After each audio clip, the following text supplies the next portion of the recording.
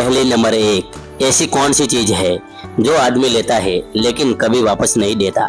सोचो, सही जवाब दो।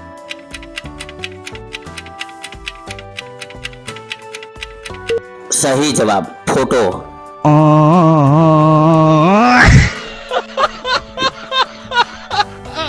पहली नंबर 2, एक लड़का बिना पैराशूट के प्लेन से कूद गया, फिर भी उसे कुछ नहीं हुआ, कहो। सोचो, सही जवाब दो और कमेंट करो।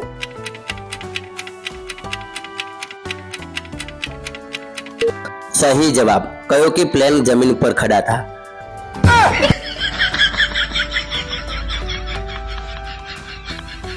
पहली नंबर 3, वो क्या है जो जितना पास आता है उतना ही कम दिखाई देता है? सोचो, सही जवाब दो।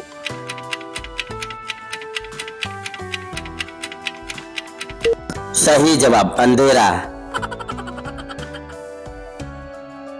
पहली नंबर 4, ऐसी कौन सी चीज है जो पानी में गिरते ही गीली नहीं होती? सोचो, सही जवाब।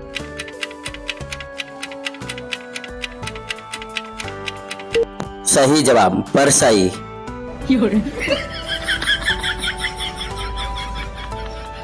पहली नंबर 5, लड़की ने कहा मैं तुम्हारे बिना नहीं रह सकती, लड़के ने क्या जवाब दिया होगा? सही जवाब दो कमेंट करके।